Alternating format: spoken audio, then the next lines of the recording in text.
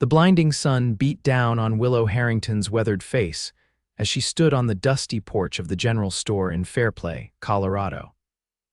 At 42, the lines around her eyes told stories of hardship and resilience in a territory that forgave neither weakness nor sentimentality. 20 years as a widow had taught her that survival trumped romance, especially for a woman everyone deemed past her prime. But the stranger dismounting from his horse across the street was about to challenge everything she thought she knew about second chances. It was the summer of 1876, and the small mining town of Fairplay was enjoying a brief economic boom.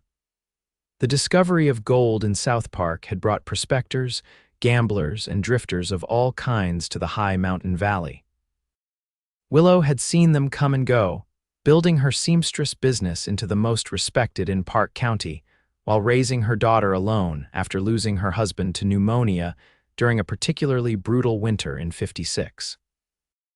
Willow adjusted her simple cotton bonnet and gathered her packages, trying not to stare at the newcomer who had caught her attention. He was tall and broad-shouldered, with a worn leather vest over a faded blue shirt. His face was partially obscured by a wide-brimmed hat, but she could see he wore a neatly trimmed beard streaked with silver that matched the hints of gray at his temples. "Afternoon, Mrs. Harrington," called Mr. Peterson, the proprietor of the Mercantile. "Got those buttons you ordered." "Came all the way from Denver on yesterday's stage." Willow nodded politely. "Thank you, Mr. Peterson. I've got Mrs. Sullivan's wedding dress to finish by Saturday. Her daughter's marrying the blacksmith's boy." "Young love," Peterson said with a chuckle, "makes the world go round, don't it?" "For some, I suppose," Willow replied, her voice carefully neutral. She'd heard enough pitying remarks about her solitary state over the years to last a lifetime.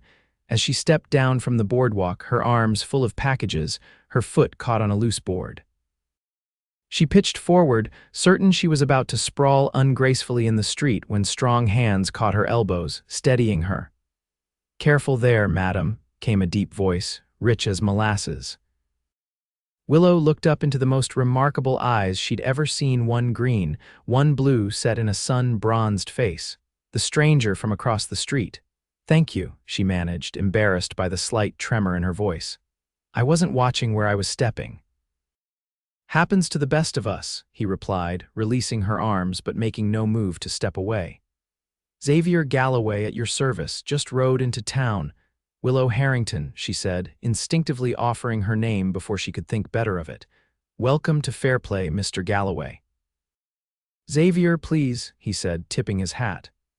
"Would you allow me to help you with those packages? They look cumbersome." Willow hesitated. She hadn't accepted help from a man since her husband died. Pride and necessity had taught her self-reliance. "I'm heading to the house with the blue door on Pine Street," he added, nodding toward the east end of town. "Sheriff Dodson said I might find room and board there with a Mrs. Tennyson." "Agnes Tennyson is my neighbor," Willow said, relaxing slightly. "Her boarding house is next to my home and shop." "Then we're headed the same direction," Xavier said with a smile that creased the corners of his eyes. "I insist." Against her better judgment, Willow allowed him to take most of her packages. They walked side by side down the dusty main street, drawing curious glances from townspeople unaccustomed to seeing the widow Harrington in male company. "You're new to these parts," Willow observed, keeping her tone conversational.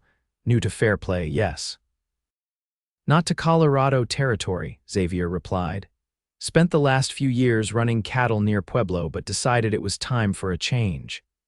"And what brings you to our little corner of South Park?" Xavier adjusted the packages in his arms.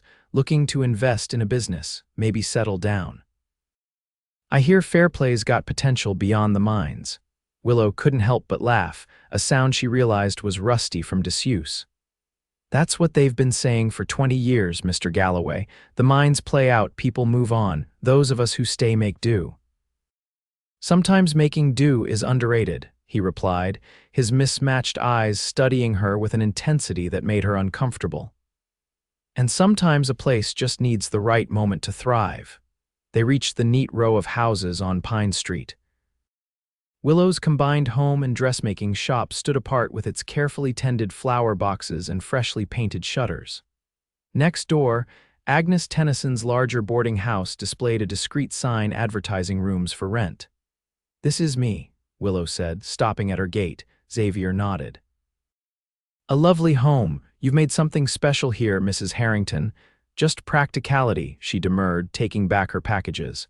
"And it's Miss Harrington, technically. I've been widowed so long the Mrs. feels like someone else's title." "My condolences," he said, his voice softening. "Though I suspect you've managed admirably on your own." Before Willow could respond, the front door of her house flew open, and a young woman with honey-colored hair rushed out. "Mother, you'll never guess." The young woman stopped abruptly, taking in the tall stranger standing beside Willow. "Victoria, mind your manners," Willow admonished gently. "This is Mr. Galloway. He's new to town and will be staying at Mrs. Tennyson's. Mr. Galloway, my daughter, Victoria." Victoria dropped a small curtsy, her curious eyes moving between her mother and the stranger. At 19, she was the image of Willow in her youth, except for the darker hair she'd inherited from her father. "A pleasure, Miss Harrington," Xavier said with a respectful nod. "Mr. Galloway was kind enough to help with my packages," Willow explained, moving toward the house. "Thank you for your assistance."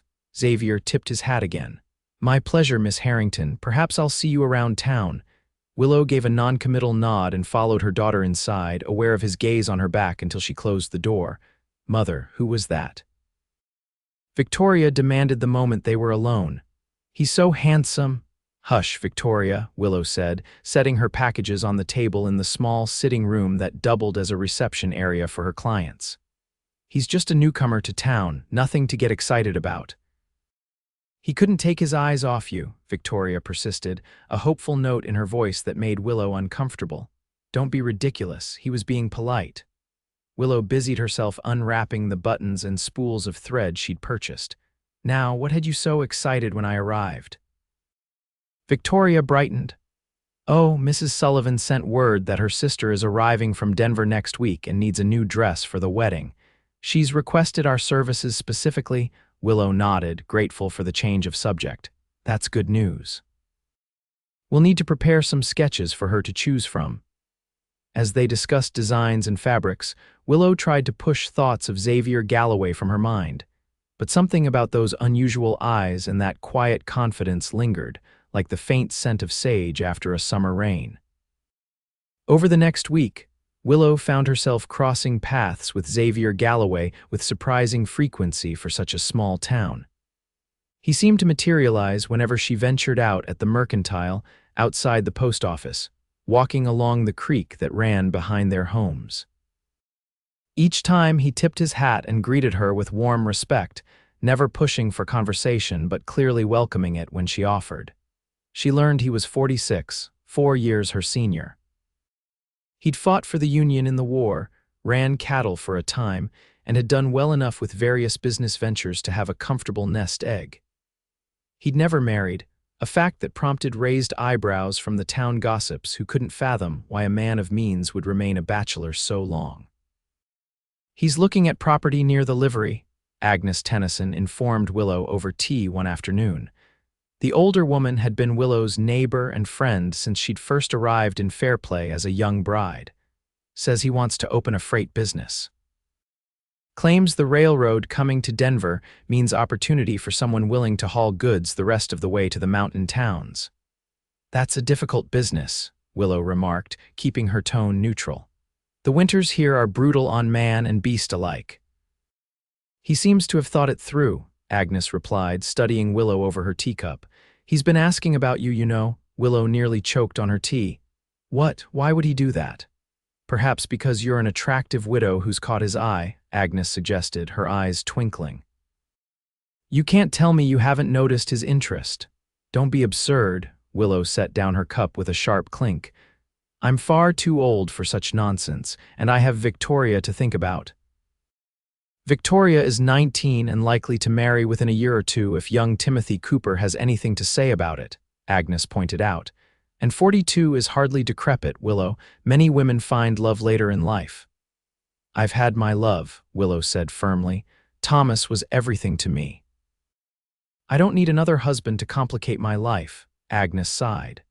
Need and want are different things, my dear, and that man looks at you like you're water in the desert.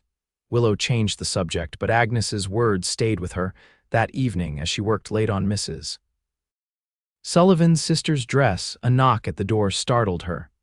Victoria had gone to a friend's house for dinner, and Willow wasn't expecting clients. She set aside the delicate silk and went to peer through the curtains. Xavier Galloway stood on her porch, hat in hand, looking uncharacteristically uncertain. Willow hesitated, then smoothed her hair and opened the door. "Mr. Galloway, this is unexpected." "I apologize for the intrusion," he said. "I saw the light and—" He held out a small package wrapped in brown paper.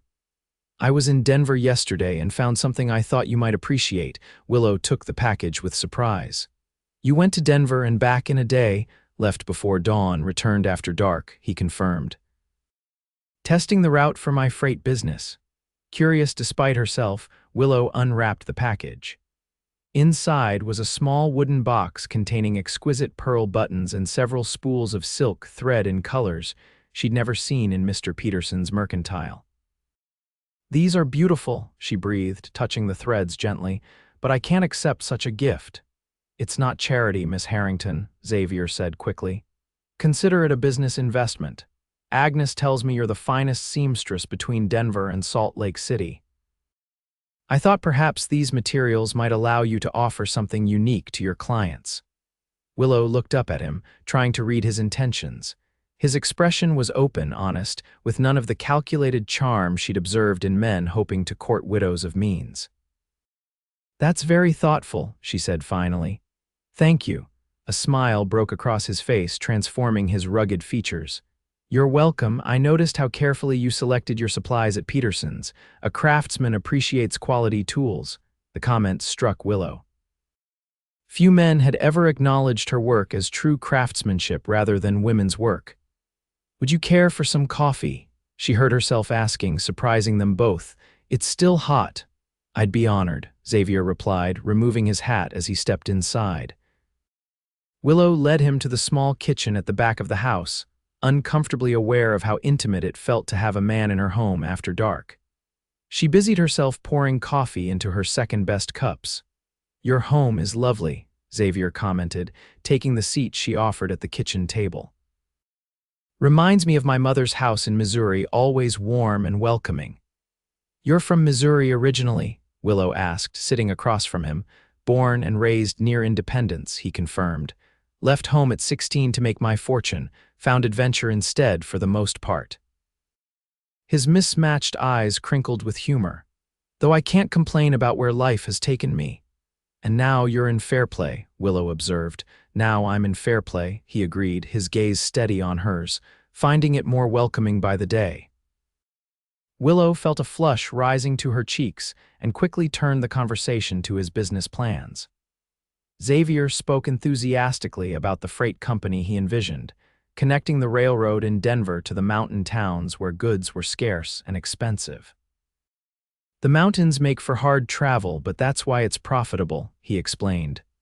"I've been talking with some of the business owners here. They're tired of waiting weeks for supplies." "It sounds like you've given it considerable thought," Willow admitted. "I don't leap without looking anymore," Xavier said with a self-deprecating smile. "Age has its advantages that way." Their conversation flowed easily, touching on the town, its history, and the challenges of mountain living. Before Willow realized it, an hour had passed. "I should let you get back to your work," Xavier said, rising. "Thank you for the coffee and conversation." Willow walked him to the door, suddenly reluctant to see him leave. "Thank you again for the threads and buttons. They truly are exceptional. I'll keep an eye out for other special items when I make my supply runs," he promised. At the door, he paused, looking down at her with an intensity that made her heart flutter in a way it hadn't in decades. "Willow, I'd like to call on you properly. Would you do me the honor of accompanying me to dinner this Saturday evening?" The question shouldn't have surprised her, yet it did. "Mr. Galloway, Xavier, please." "Xavier," she corrected. "I'm flattered, but I'm not sure that would be appropriate." His brow furrowed slightly. "May I ask why not?" Willow hesitated, I'm not young anymore, and the town talks. The town always talks, he said dismissively. As for your age, his eyes traveled appreciatively over her face. I see a beautiful, accomplished woman in the prime of her life. If anything, I should worry that you'll find me too weathered and set in my ways. A startled laugh escaped her. I don't think anyone has described me as in my prime in quite some time. Then they haven't been looking properly, Xavier said simply. He took her hand gently. Saturday. I promise to have you home at a respectable hour. We can even bring Victoria as a chaperone if that would make you more comfortable. The warmth of his calloused hand around hers sent a charge through Willow's body. She found herself nodding before she could think better of it. Saturday, then. But no need for Victoria, she'd be insufferable. Xavier's smile was brilliant. I'll pick you up at 6. He raised her hand and pressed a light kiss to her knuckles before releasing her. Good night, Willow Harrington. Good night, Xavier Galloway, she replied, watching him stride down the path to the gate. Only after she closed the door did Willow realize her hands were trembling. Victoria returned an hour later to find her mother still sitting at the kitchen table, staring into space. Mother. Is everything all right? She asked, concerned. Willow looked up, startled. Yes, of course, just tired. Victoria's gaze fell on the 2 coffee cups on the table and the package of silk threads. Her eyes widened. You had company, Willow considered deflecting, then sighed. Victoria would find out soon enough. Mr. Galloway stopped by with some specialty threads from Denver. We had coffee. Victoria's expression brightened instantly. Mr. Galloway, here after dark, her voice rose with each question. It was perfectly proper, Willow said firmly. And yes, he asked me to dinner on Saturday, and yes, I accepted. But I don't want you getting any romantic notions. It's simply 2 mature adults enjoying each other's company. Victoria clapped her hands together in delight. Oh, Mother, this is wonderful. What will you wear? The blue dress with the lace collar? No, the green would be better with your eyes. Victoria, Willow cut in, it's not a grand occasion, just dinner. But her daughter was already planning, excitement bubbling over. We should trim that hat with the new ribbons I bought. And perhaps a touch of rouge. Willow shook her head, but couldn't suppress a smile at her daughter's enthusiasm. Go to bed, you silly girl. We have Mrs. Miller's fitting in the morning. That night, lying in bed, Willow found sleep elusive. She couldn't remember the last time she'd felt this strange mixture of anticipation and anxiety. Thomas had been gone 20 years. She'd packed away thoughts of romance alongside his clothes and personal effects, focusing instead on raising Victoria and building her business. But Xavier Galloway had stirred something she thought long dead. The way he looked at her not with pity or assessment of her utility, but with genuine appreciation and interest was disorienting.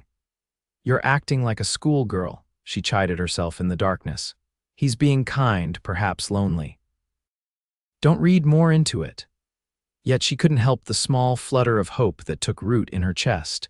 By Saturday, the entire town of Fairplay seemed aware that Xavier Galloway was calling on Willow Harrington. The women who came to her shop for fittings or alterations cast knowing glances her way. Mrs. Peterson at the Mercantile commented that Mr. Galloway had purchased a new shirt and had his boots polished. Seems mighty interested in making a good impression, she'd said with a meaningful look. Willow had endured it all with outward composure, though her stomach twisted with nerves. By late afternoon, she changed her mind about what to wear at least 3 times before settling on her best dress, a deep burgundy wool with subtle black piping that Victoria had insisted brought out the warmth in her complexion. You look beautiful, Mother, Victoria said as she helped Willow with the tiny buttons down the back, like a proper lady going to a grand ball. It's just dinner at the hotel restaurant, Willow reminded her, though she'd taken extra care with her hair, arranging it in a simple but elegant knot at the nape of her neck. It's the beginning of something wonderful, Victoria insisted. I can feel it. Willow turned to face her daughter. Victoria, I need you to understand something. Mr. Galloway is a kind man who's new in town and perhaps a bit lonely. We're having dinner as friends, nothing more. Victoria's expression sobered. Mother, do you ever miss it, having someone to share your life with? The question caught Willow off guard. She hesitated, then answered honestly. Sometimes, your father was a good man, we had something special. Then why not allow yourself the chance for that again? Victoria asked softly. You've devoted your life to me, to this business. Don't you deserve some happiness for yourself? Willow touched her daughter's cheek gently. Oh, my darling girl, I am happy. You've brought me more joy than I could ever express. But a different kind of happiness exists, doesn't it? Victoria pressed. The kind between a man and woman who care for each other. Before Willow could formulate a response, a knock at the door announced Xavier's arrival. He's here, Victoria squealed, her serious demeanor vanishing instantly. I'll get it.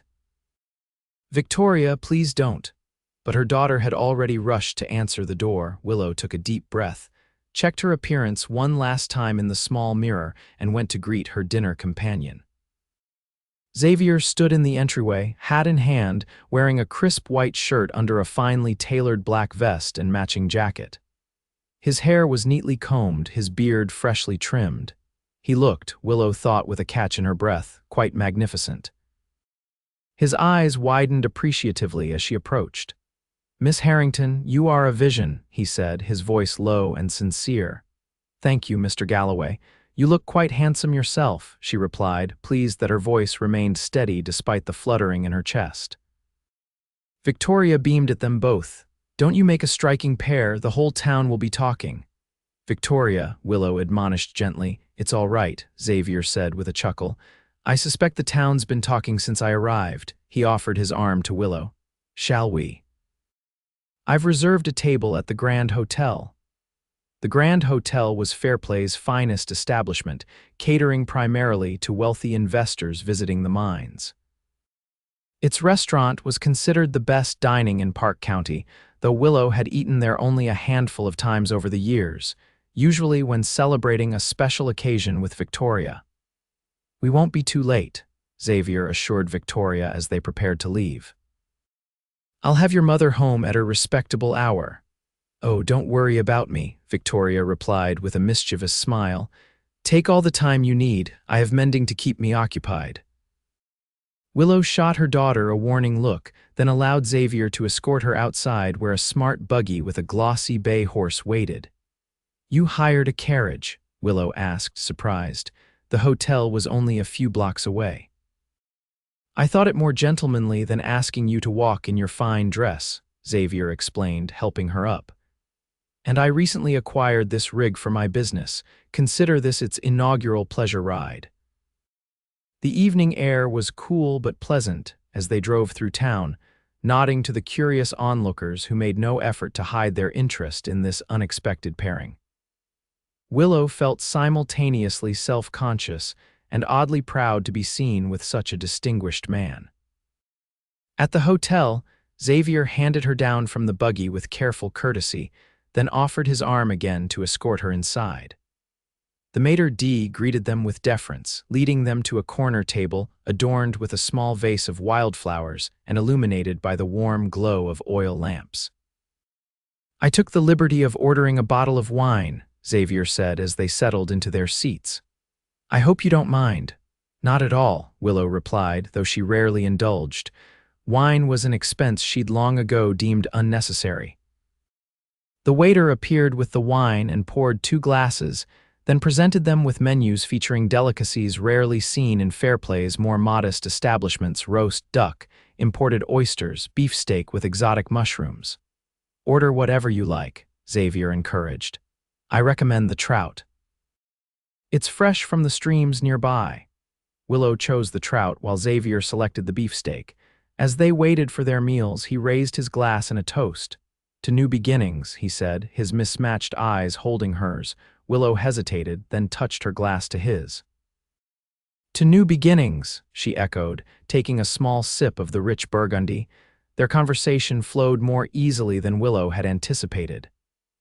Xavier asked thoughtful questions about her business, her approach to design, and how she'd learned her craft. Unlike many men she'd encountered, he listened to her answers with genuine interest, asking follow-up questions that showed he valued her expertise.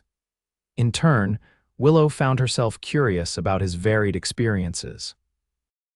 He spoke of cattle drives through thunderstorms, of months spent in a mining camp in the Sierra Nevada, of a brief but lucrative venture supplying goods to settlers heading west on the Oregon Trail. "You've lived quite an adventurous life," she remarked as their empty plates were cleared away. "Parts of it," he agreed. "Though I've spent as many years in routine and ordinary work as I have in adventure, the stories just aren't as interesting." "And yet you never settled in one place?" Willow asked.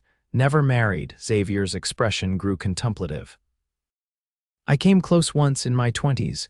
Elizabeth was her name, daughter of a banker in Kansas City." A shadow crossed his face. "She died of typhoid before we could wed. After that, I suppose I developed a habit of moving on whenever a place started to feel too much like home."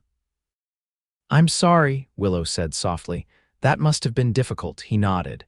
"It was for a long time, but eventually I realized I was using her memory as an excuse to avoid risk. The truth is, I never met another woman who made me want to put down roots." His gaze met hers directly. "Until recently."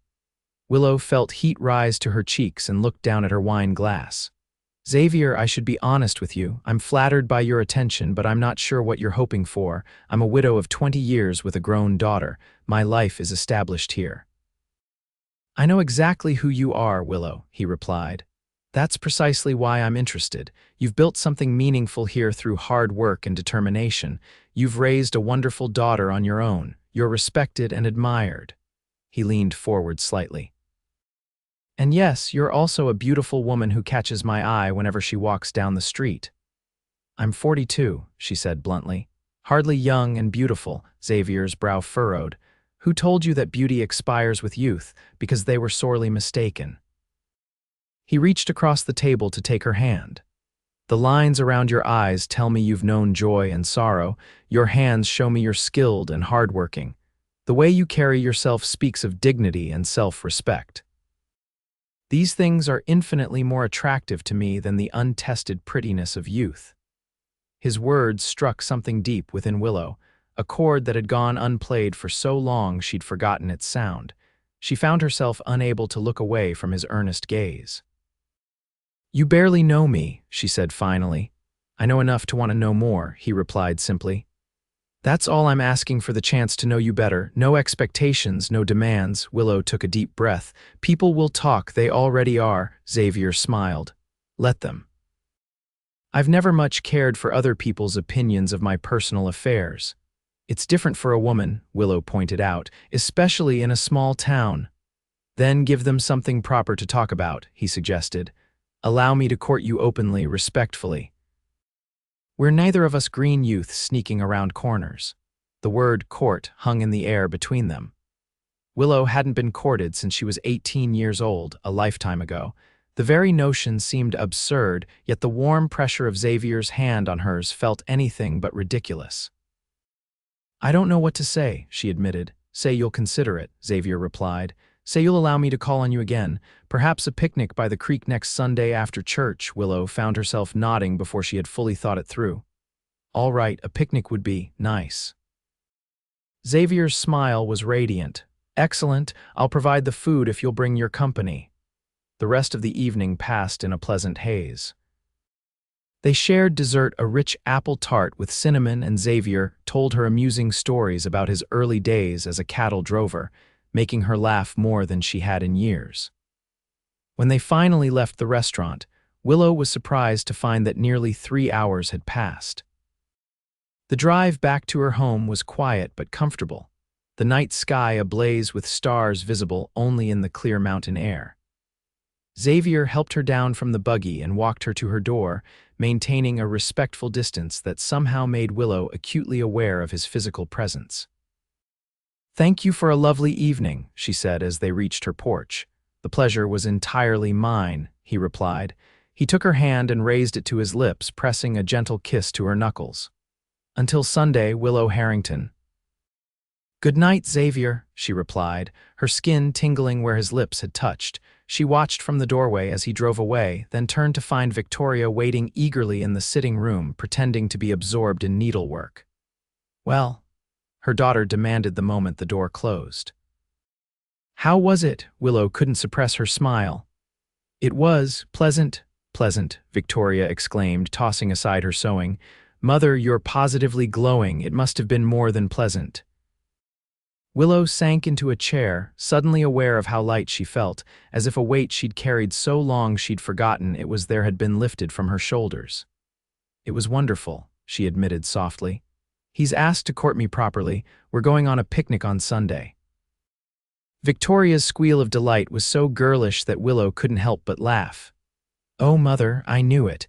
I just knew he was perfect for you from the moment I saw him.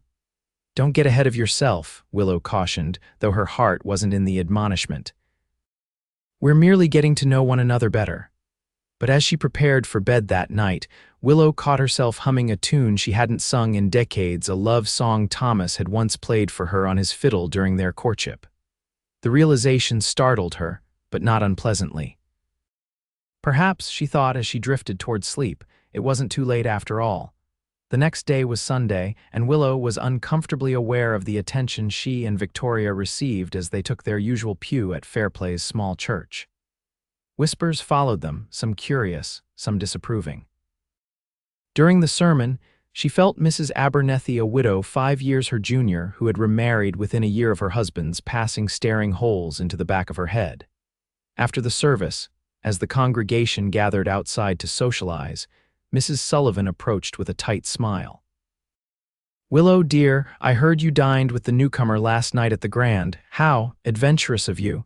Mr. Galloway is a business associate, Willow replied evenly. We discussed his freight company and how it might benefit local merchants. Of course, Mrs. Sullivan said, not bothering to hide her disbelief. Though at our age one must be careful about appearances, people might get the wrong idea. Before Willow could respond, Agnes Tennyson appeared at her side. And what idea would that be, Margaret? She asked sharply. That a respectable widow might enjoy the company of a gentleman. How shocking indeed, Mrs. Sullivan flushed. I merely meant, we know exactly what you meant, Agnes cut in. Come along, Willow, I believe Victoria is looking for you.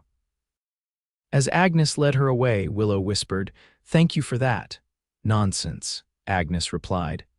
Margaret Sullivan has buried 3 husbands and would happily work on a 4th if any man would have her bitter soul. She's just jealous that Xavier chose you instead of her simpering widowed sister, who's arriving this week. Willow couldn't help but chuckle, though her amusement faded as she caught other disapproving glances from some of the older members of the congregation. Even Reverend Chambers had given her a concerned look during his greeting. Don't mind them, Agnes said, following her gaze. They're just shocked to see you living instead of existing. It makes them uncomfortable because it forces them to question their own choices. Xavier wasn't at the church service he'd mentioned. He had business to attend to in the morning, but as promised, he appeared at her door promptly at noon, a large picnic basket over one arm and a blanket over the other. Ready for our adventure? He asked with a warm smile. Willow hesitated, the morning's scrutiny still fresh in her mind. Xavier, perhaps we should reconsider. The town is already talking. His smile dimmed slightly. Has someone said something to upset you? Not directly, but there were looks, whispers. Even Reverend Chambers seemed concerned. Xavier set down the picnic basket and took her hands in his. Willow, I understand your concern. Small towns run on gossip and judgment, but I have to ask, are you going to let other people's opinions dictate your happiness? Put so bluntly, the question made Willow uncomfortable. Had she been doing exactly that all these years? Come on the picnic, Xavier urged gently. If you decide afterward that my company isn't worth the town's disapproval, I'll respect your wishes and step back, but give us this afternoon at least. Victoria appeared in the hallway behind Willow, already wearing her bonnet. I'm ready for our picnic, Mr. Galloway, she announced cheerfully. Xavier's eyebrows rose slightly in surprise, but he recovered quickly. Wonderful, Miss Victoria. I've packed plenty of food for 3. Willow shot her daughter a grateful look. Victoria's presence would make the outing more proper in the eyes of the town, though she suspected her daughter had invited herself along more to encourage the budding relationship than to chaperone it. The creek that ran behind their homes widened into a pleasant meadow about a mile upstream, creating a perfect spot for picnics. The wildflowers were in full bloom, painting the green grass with splashes of blue, yellow, and purple. Xavier spread the blanket in a shady spot beneath a cottonwood tree and began unpacking the basket: cold fried chicken, fresh bread, cheese, apples, and a jar of preserves. He'd even brought a bottle of lemonade in proper glasses. "This is quite a feast," Willow remarked as they settled on the blanket. "I wanted to impress you," Xavier admitted with a grin. "Though I should confess I had help from Mrs. Tennyson with the chicken. My culinary skills are limited to coffee and beans over a campfire." The meal was delicious, the setting idyllic. Victoria, to Willow's surprise, made herself scarce after eating, wandering off to sketch the wildflowers with a knowing smile that made it clear she was deliberately giving them privacy. "Your daughter is rather transparent in her matchmaking efforts," Xavier observed with amusement once Victoria was out of earshot. Willow sighed. "She means well. She worries about me being alone after she marries. Is marriage on the horizon for her?" "Not officially, but Timothy Cooper has been calling regularly. I expect he'll speak to me about his intentions before winter." Willow plucked a blade of grass, twirling it between her fingers. "She's young, but they seem well suited. He's a good man. And how do you feel about that?" Xavier asked. Her leaving the nest, Willow considered the question. "I want her to be happy, to have the life she dreams of, but yes, I worry about the emptiness she'll leave behind." She looked up at him.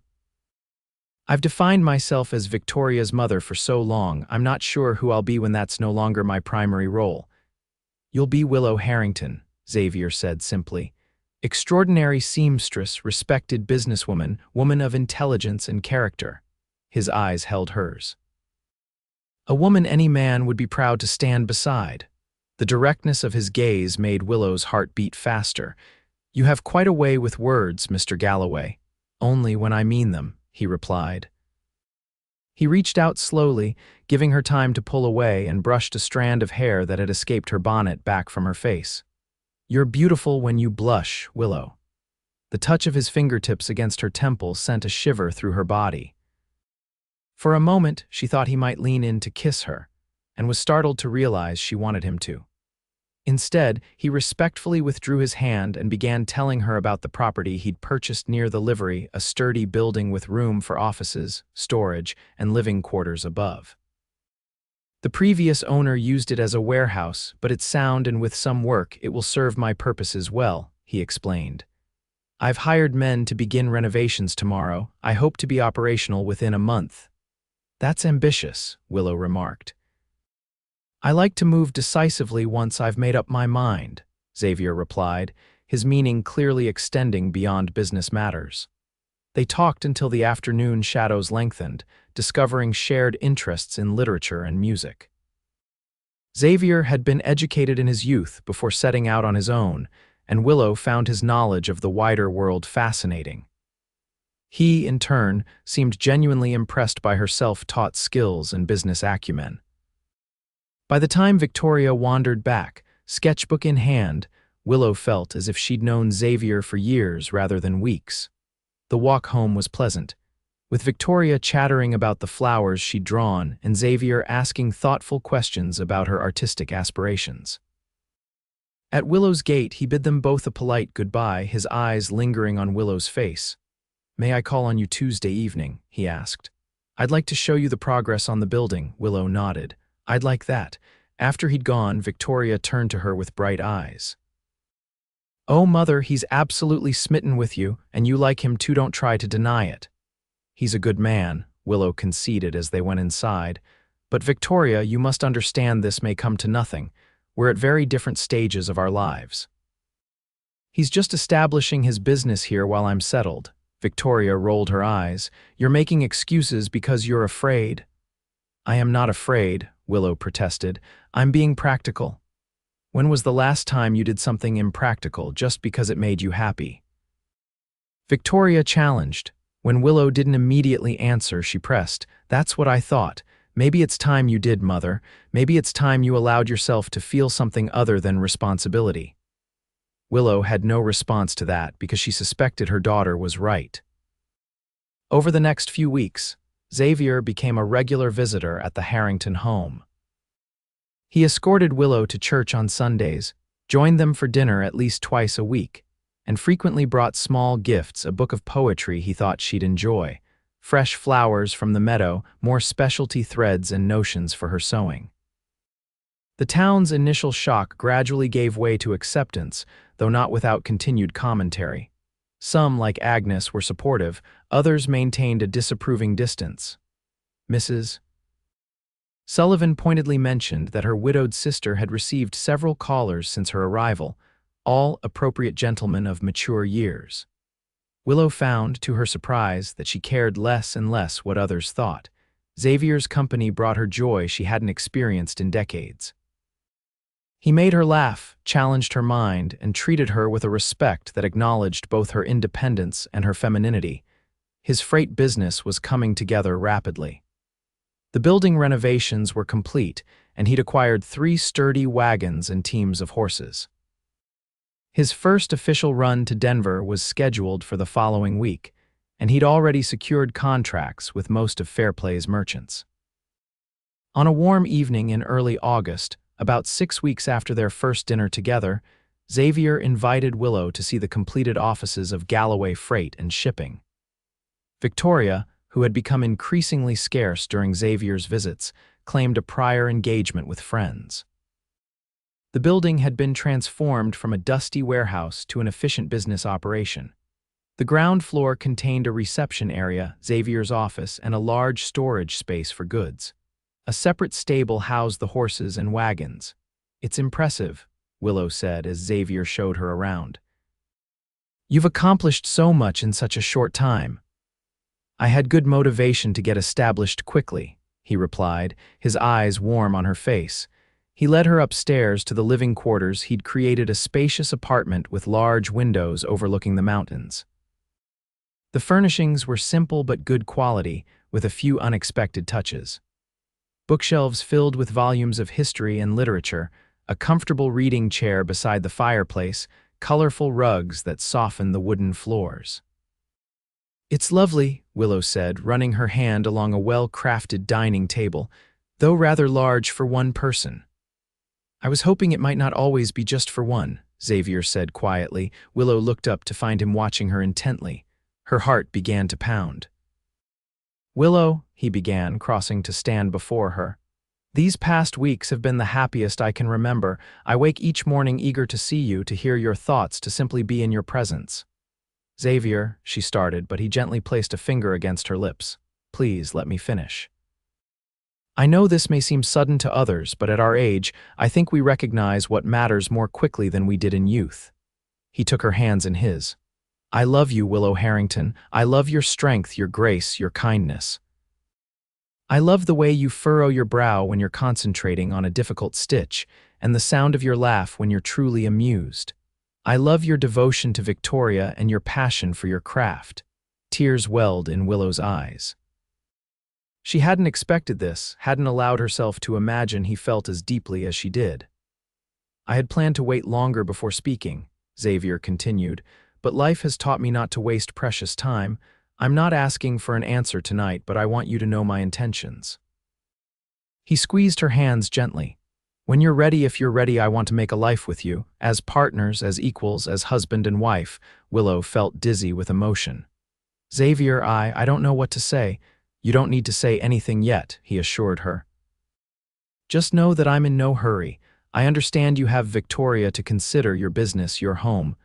Whatever you decide, however long it takes, I'll respect your choice." Unable to find words adequate to express the tumult of emotions inside her, Willow did something she hadn't done in 20 years. She initiated a kiss. Rising on her tiptoes, she pressed her lips to his in a tender, tentative gesture. Xavier responded with restrained passion, one hand coming up to cup her cheek as he returned the kiss with gentle pressure. When they parted, both were breathing faster. "I think," Willow said softly, "that I may be falling in love with you too, Xavier Galloway." His smile was radiant. "Then I'm the luckiest man in Colorado territory." They spent another hour talking, planning, dreaming. Xavier spoke of expanding the freight business to other mountain towns, perhaps eventually connecting to the railroad being built through the Rockies. Willow shared her own aspirations to create a proper dress shop with apprentices she could train. "Your work deserves a wider audience," Xavier said. "Perhaps we could arrange to display some of your designs in Denver. I have connections with several merchants there who cater to society women." The way he naturally included her business in his vision of their future touched Willow deeply. Thomas had been a good husband, but like most men of his generation, he'd viewed her sewing as women's work, separate from the real business of making a living.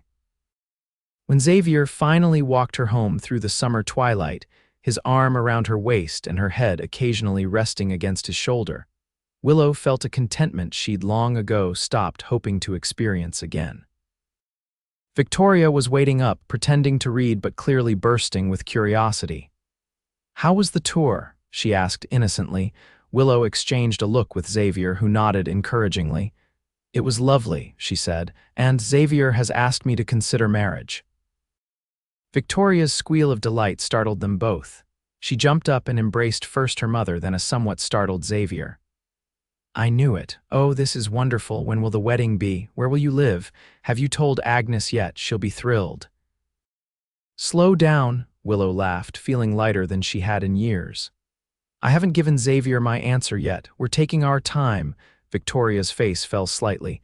"But you will say yes, won't you, Mother?" Willow glanced at Xavier, who was watching her with such tenderness that her heart constricted. "I'm strongly considering it," she admitted. That seemed to satisfy Victoria, who immediately launched into a discussion of possible wedding arrangements as if the matter was settled. Xavier caught Willow's eye over her daughter's head and winked, his expression a mixture of amusement and adoration that made her cheeks warm. Later, after Xavier had gone and Victoria had finally gone to bed still chattering about wedding plans, Willow sat alone in the kitchen with a cup of tea.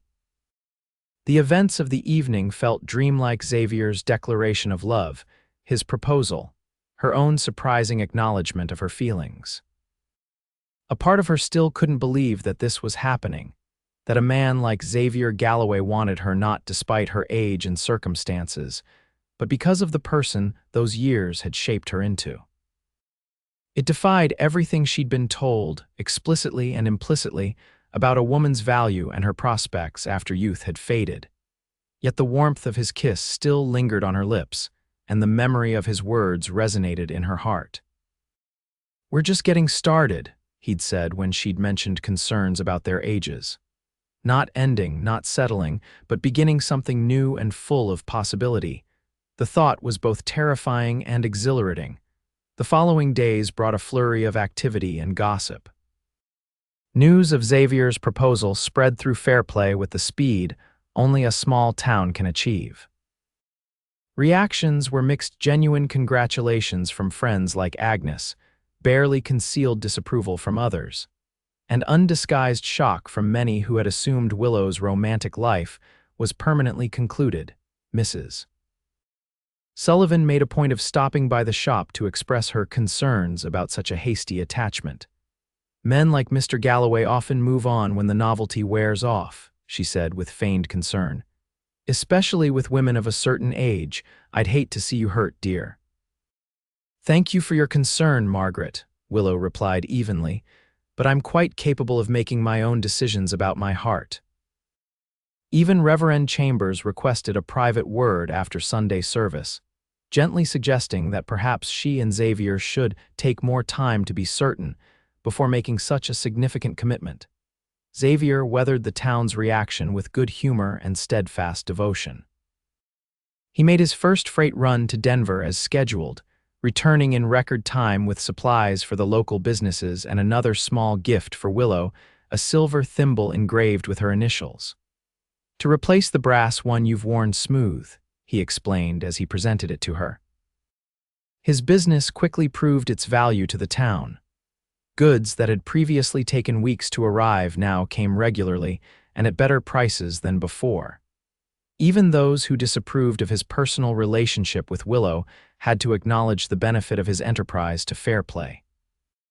As August turned to September, bringing the first hints of autumn to the high country, Willow finally gave Xavier her answer. They were walking along the creek as they often did in the evenings, the setting sun painting the mountains in shades of gold and purple. "Yes," she said simply, turning to face him. "Yes, I will marry you, Xavier Galloway." His face lit with joy. He lifted her off her feet in an embrace that made her laugh with surprise, spinning her around before setting her gently back on the ground. "You've made me the happiest man in Colorado," he said, framing her face with his hands. "And you've given me a second chance at happiness I never expected," she replied, her voice thick with emotion. Their kiss was deeper this time, a promise of the life they would build together. When they finally broke apart, Xavier reached into his pocket and produced a small box. "I've been carrying this since I returned from Denver last week," he confessed, opening it to reveal a gold ring set with a modest but beautiful sapphire. "I hoped you might say yes." "It's perfect," Willow breathed as he slipped it onto her finger. The ring fit as if it had been made for her. They set the wedding date for October 15th, when the aspen trees would be at the height of their golden glory. Victoria, with Agnes's help, took charge of the arrangements, determined that her mother would have a proper celebration rather than the quiet ceremony Willow had initially suggested. "You deserve a real wedding, Mother," Victoria insisted. Not just a hasty exchange of vows in Reverend Chambers's study. To Willow's surprise, most of the town seemed to come around once the engagement was official. Women who had whispered behind their hands now offered congratulations and asked to see her ring. Mr. Peterson at the Mercantile offered a discount on fabric for her wedding dress, and even Reverend Chambers, after a long conversation with Xavier, gave them his blessing. Only a few, like Mrs. Sullivan, maintained their disapproval, but their voices were increasingly drowned out by the general goodwill. Timothy Cooper, Victoria's beau, formally asked for her hand just 2 weeks after Willow's engagement, proposing to hold their wedding the following spring. Willow found herself in the unexpected position of planning her own wedding, while helping her daughter prepare for hers, a circumstance that brought them even closer. "We'll be married women together," Victoria said one evening as they worked side by side on Willow's wedding dress, a creation of ivory silk with delicate lace trim that showcased her finest skills. "Both starting new chapters of our lives." "I never imagined it would happen this way," Willow admitted. "I thought I'd attend your wedding as the mother of the bride, nothing more," Victoria smiled. "This is better. Now I know you won't be lonely after I move to Timothy's farm. You'll have Xavier." The weeks leading to the wedding passed in a blur of preparations, fittings, and quiet evening conversations with Xavier about their future together. They decided Willow would move into the apartment above the freight office after the wedding, bringing her sewing business with her. The front room of the ground floor, currently used for storage, would be converted into a proper dress shop with large windows to display her creations. "The building's on the main street," Xavier pointed out. "You'll have more visibility there than tucked away on Pine Street. And the ladies who come to collect packages from Denver will see your work as they pass through." He'd thought of everything, even designing a sign for her new shop that would hang beside his own. "Harrington Fine Apparel in elegant gold lettering. You're keeping your name for the business." He asked when she examined the design. "You don't mind," Willow replied, uncertain. "It's what people know me by professionally." Xavier squeezed her hand. "I want you to have everything exactly as you wish it. Your business, your name, your independence, they're part of who you are and who I love." As for her house on Pine Street, they agreed to keep it as a wedding gift for Victoria and Timothy. "It's too perfect for newlyweds to let it go to strangers," Xavier said, "and this way you'll still have your garden." The arrangement was ideal, solving several problems at once and easing Willow's concerns about such a significant change in her circumstances. On the morning of October 15th, 1876, Willow stood in her bedroom looking at her reflection in the mirror. The woman who gazed back at her seemed both familiar and strange, dressed in ivory silk that complemented her skin, her dark hair arranged in an elegant style with sprigs of baby's breath woven through it, her eyes bright with anticipation rather than resignation. At 42, she was not the young bride she'd been at 18, marrying Thomas with stars in her eyes and no concept of the hardships ahead. Today, she brought experience, wisdom, and a deeper capacity for love to her union with Xavier. She knew the value of what they'd found together, precisely because she understood its rarity. A knock at the door announced Agnes, who had insisted on serving as Willow's matron of honor despite being nearly 70. "Are you ready, my dear?" The older woman asked, entering with a small bouquet of late-blooming wildflowers mixed with golden aspen leaves. "You look absolutely radiant." "I feel radiant," Willow admitted, accepting the bouquet, and a little terrified, Agnes chuckled. "That's as it should be." Love is always a leap of faith at any age. She adjusted a strand of Willow's hair.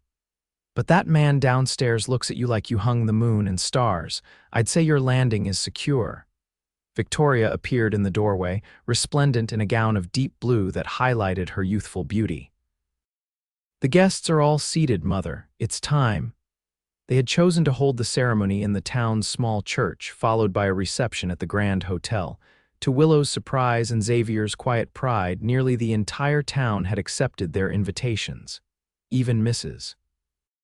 Sullivan had grudgingly agreed to attend, though Willow suspected it was more to maintain her social standing than to celebrate their happiness.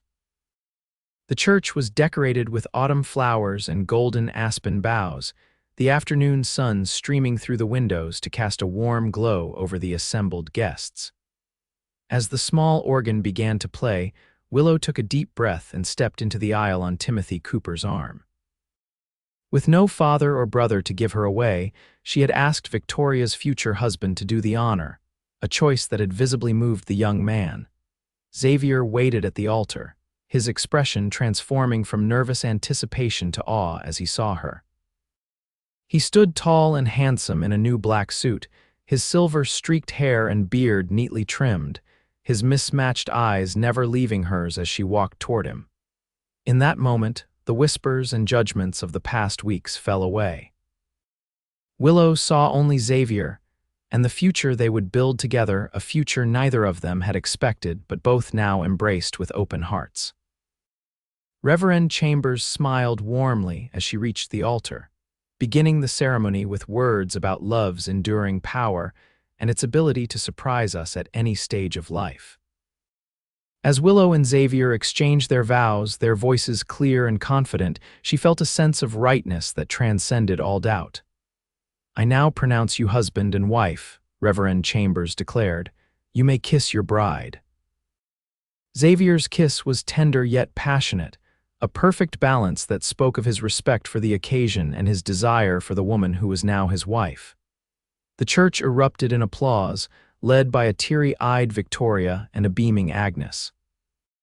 The reception at the Grand Hotel was a joyous affair, with music, dancing, and more genuine goodwill than Willow had dared to hope for. Even Mrs. Sullivan offered stiff congratulations, though she couldn't resist adding, "I do hope it works out for you, dear. At our age, starting over can be so difficult." "Thank you, Margaret," Willow replied with a serene smile, "but as my husband likes to say, we're just getting started." Xavier, overhearing, slipped an arm around her waist. "Indeed we are, Mrs. Galloway, indeed we are." As evening fell and the celebration continued, Xavier led Willow onto the hotel's small balcony for a moment of privacy. The mountains were silhouetted against the darkening sky, the aspens glowing like gold in the last light. "Happy?" he asked, drawing her into his embrace. "More than I ever imagined possible," she replied, resting her head against his chest. "Thank you for not listening when everyone said I was too old for this." Xavier laughed softly. "Anyone who thinks love has an expiration date has never truly experienced it." He tilted her chin up to meet his gaze. "This is just the beginning of our story, Willow. We have years ahead to write it together." As they sealed the promise with a kiss, Willow knew he was right. Their love wasn't a faded echo of youth or a compromise born of loneliness. It was vibrant and real, all the more precious for having found them when they'd stopped looking. Life in Fairplay changed rapidly for the newlyweds. Willow moved her business to the newly renovated shop beneath their apartment, and as Xavier had predicted, the more prominent location brought an influx of new customers. With his connections in Denver, she began receiving commissions from society ladies who had heard of her skill with needle and thread. By the spring of 1877, she had hired 2 young women as apprentices to help with the increased workload. Xavier's freight business was thriving as well, expanding to routes connecting Fairplay with Leadville, Breckenridge, and other mining towns throughout the Rockies. Victoria and Timothy married in April as planned, moving into Willow's old house on Pine Street. With the comfort of knowing her daughter was settled nearby with a good man, Willow embraced her new life fully, finding a perfect balance between her work, which continued to challenge and fulfill her, and her marriage, which brought daily joy. Xavier proved to be not just a loving husband but a true partner. He respected her independence while offering support when needed, celebrated her successes as proudly as his own, and never once suggested that her work was secondary to his or merely a pastime. They made decisions together, weathered occasional disagreements with mutual respect, and built a home that combined the best of both their personalities. Their physical relationship, which Willow had approached with some trepidation after so many years of solitude, blossomed into a source of profound intimacy and pleasure. Xavier's patience and tenderness taught her that passion, like love itself, didn't diminish with age but rather deepened and matured. In the fall of 1877, Victoria announced she was expecting a child, news that thrilled both Willow and Xavier.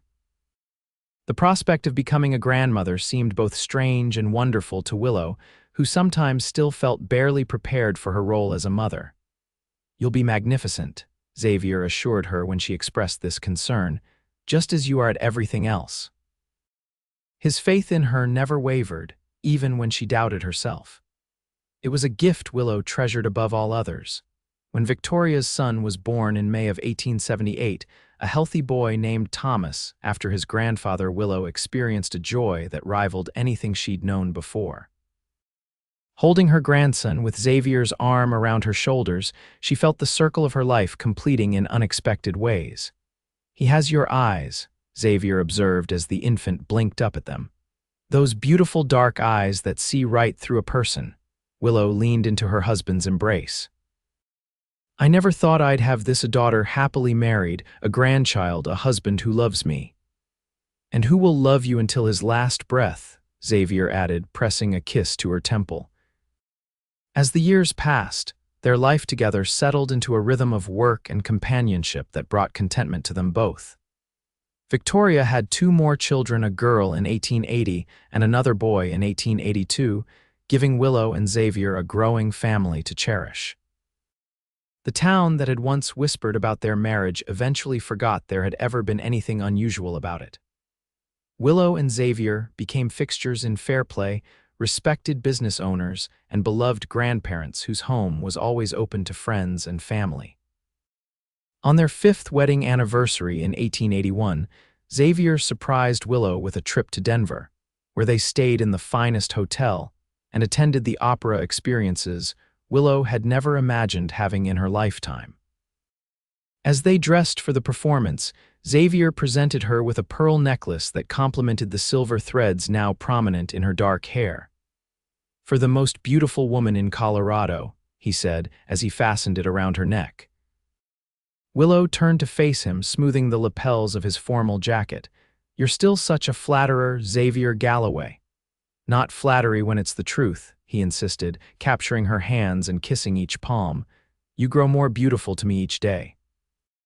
That night, as they watched the performance from a private box, Willow reflected on how dramatically her life had changed in 5 short years.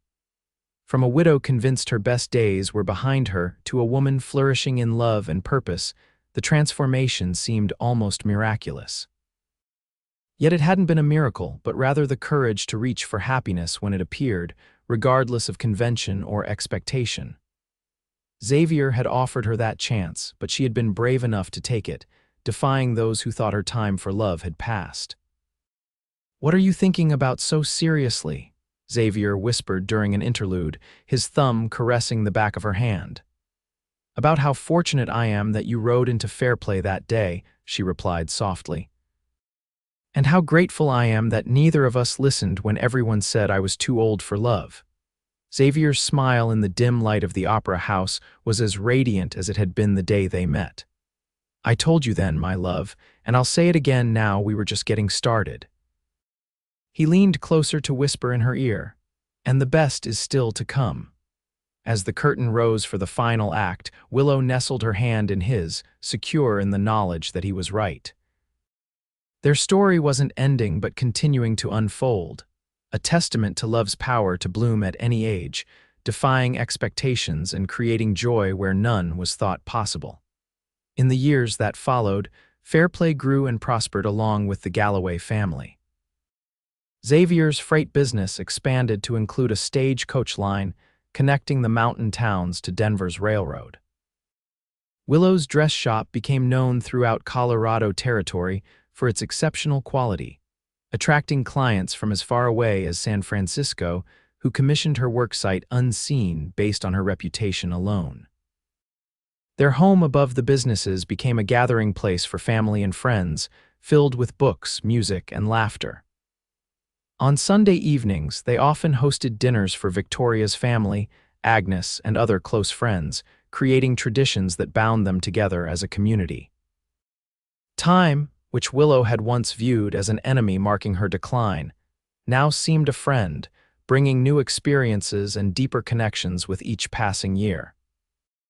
Her relationship with Xavier continued to grow and evolve, their understanding of each other deepening with shared joys and occasional sorrows. When Agnes Tennyson passed away peacefully in her sleep in 1883, Willow and Xavier mourned together, grateful for the woman who had supported their relationship from the beginning. They purchased her boarding house, converting it into additional space for both their growing businesses and establishing a small scholarship in her name to help local girls pursue education beyond what the town's school offered. Victoria's children, now 3 strong-willed, bright youngsters, brought special joy to their grandparents. Willow delighted in teaching her granddaughter the art of needlework, while Xavier took the boys fishing and told them stories of his adventures in the West before it was tamed. Together, they created memories that would shape these children's lives long after they were gone. In the spring of 1886, as they approached their 10th wedding anniversary, Xavier and Willow took their grandchildren for a picnic by the same creek where they had often walked during their courtship. While the children played at the water's edge under Victoria's watchful eye, Xavier and Willow sat on a blanket beneath the cottonwood tree that had shaded their early conversations. "You ever regret it?" Xavier asked suddenly, his voice contemplative as he watched the children splashing in the shallow water. "Regret what?" Willow replied, looking up from the small quilt she was hand-stitching for the newest addition to their extended family. Timothy's sister was expecting her first child in the fall. "Marrying an old cowboy who talked you into scandal," he said with a hint of his familiar humor, though something in his tone suggested the question wasn't entirely in jest. Willow set aside her sewing and took his hand, noting how their fingers fit together perfectly after a decade of reaching for each other. "Not for a single moment," she said firmly. "You gave me more happiness in these 10 years than I had in the 42 before them." The lines around Xavier's mismatched eyes crinkled as he smiled. "Even with my snoring and my tendency to track mud into the house after checking the stables, even then," she assured him, leaning over to kiss him lightly, "though the mud is still a point of contention." He laughed, the sound as rich and warm as it had been the day they met. At 56, Xavier remained handsome and vital, though his beard was now more silver than brown, and the physical demands of his business had left him with an occasional stiffness in his right knee that he attributed to an old war wound acting up rather than advancing age. "What about you?" Willow asked, any regrets about marrying a woman the town thought was past her prime. Xavier's expression grew serious. "Only that I didn't find you sooner," he said, raising her hand to his lips. "Think of the years we could have had." "I'm not sure we would have appreciated each other as much when we were younger," Willow mused. "Sometimes people need to live a little before they recognize what truly matters." Wise as always, Mrs. Galloway, Xavier said with an approving nod. Though I maintain I would have loved you at any age. A shout from the creek interrupted their conversation. Their oldest grandson had caught a small trout and was calling for his grandfather to see. Xavier rose to his feet, offering Willow his hand. "Duty calls," he said with a wink. "Apparently I'm needed to admire a fish that's probably too small to keep." "Go," Willow laughed. "I'll be right behind you." As she watched, Xavier joined the children at the water's edge, demonstrating how to remove the hook without harming the fish they would release back into the creek. Willow felt a wave of gratitude so intense it brought tears to her eyes. This was what second chances looked like, not a pale imitation of youthful romance, but something richer, deeper, and infinitely more valuable for having come when both of them had the wisdom to recognize its worth. Later that night, as they prepared for bed in their comfortable room above the now quiet businesses below, Xavier caught Willow looking at her reflection in the mirror. At 52, she wore her age with grace, her dark hair now liberally streaked with silver, laugh lines etched around her eyes and mouth. "Still the most beautiful woman in Colorado," Xavier said, coming to stand behind her and meeting her eyes in the mirror. "You need spectacles," Willow replied with a smile, though she leaned back against his solid warmth. "My vision is perfect," he insisted, wrapping his arms around her waist, "especially when it comes to seeing you." As they had nearly every night for 10 years, they fell asleep in each other's arms, grateful for the unlikely love that had found them when they least expected it, and defied all those who said it was too late. In the decade that followed, Fairplay continued to grow, though not as dramatically as some of the larger mining towns. The railroad finally reached South Park in 1894, changing the nature of Xavier's business but not diminishing it. Always adaptable, he shifted focus to local delivery and specialized freight, maintaining the company's reputation for reliability. Willow's shop flourished as well, though by their 15th anniversary, she had begun to scale back her hours, training her most talented apprentice to take over the day-to-day operations while she focused on special commissions and designs. This arrangement gave them more time for travel, something both had come to enjoy in their later years. They visited San Francisco, New Orleans, and even New York City, bringing back stories and souvenirs for their grandchildren, who now numbered 5 with the addition of Victoria's twin girls in 1890. Each journey was an adventure, but they always returned to Fairplay with a sense of coming home. When Timothy Cooper was elected mayor of Fairplay in 1895, no one was prouder than Willow and Xavier. They hosted a celebration at their home, now expanded to include the entire second floor of both buildings, with Victoria beaming at her husband's side as he thanked the townspeople for their support. "Did you ever imagine, all those years ago, that we'd be here celebrating our son-in-law becoming mayor?" Xavier whispered to Willow as they watched the festivities. "Never," she admitted. "Just as I never imagined being happily married at 61, Xavier squeezed her hand. "Best decision I ever made, convincing you to give this old cowboy a chance." "Best decision I ever made, saying yes," she replied, returning the pressure of his fingers. Life wasn't without its challenges. Xavier's knee worsened over the years, eventually requiring a cane for longer walks. Willow developed arthritis in her hands, a cruel irony for a seamstress, though she found ways to adapt her techniques, and continued creating beautiful garments well into her 60s. They mourned friends lost to age and illness, celebrated new births and marriages in the extended family, and watched Fairplay transform from a rough mining town to a more established community with proper schools, a library, and even electric lighting on the main street by the turn of the century. Through it all, their partnership remained strong, adapting to each new circumstance with the resilience they'd both cultivated through lives that had seen their share of hardship before finding each other. On October 15, 1901, they celebrated their 25th wedding anniversary with a renewal of vows at the same church where they'd first married. The building had been expanded and improved over the years, much like their love. Victoria had arranged the celebration, gathering family and the many friends they'd made over a quarter-century together. Their grandchildren participated in the ceremony, the oldest boys as groomsmen, the girls scattering flower petals down the aisle, the youngest carrying the rings on a small velvet pillow. At 65, Willow wore a dress of soft silver-gray silk that she'd designed and made herself during the hours when her hands allowed her to work without pain. Xavier, now 70, stood straight and proud beside her despite the cane he used for support, his silver hair and beard giving him the distinguished appearance of a frontier patriarch. As they repeated the vows they'd first spoken 25 years earlier, both were moved to tears by the journey those promises had carried them on. The young widow and the wandering cowboy had become pillars of their community, their unlikely romance transformed into one of the most stable and admired marriages in Fairplay. The reception was held at the town hall, decorated with silver ribbons and white roses. 3 generations of family surrounded them, along with friends old and new.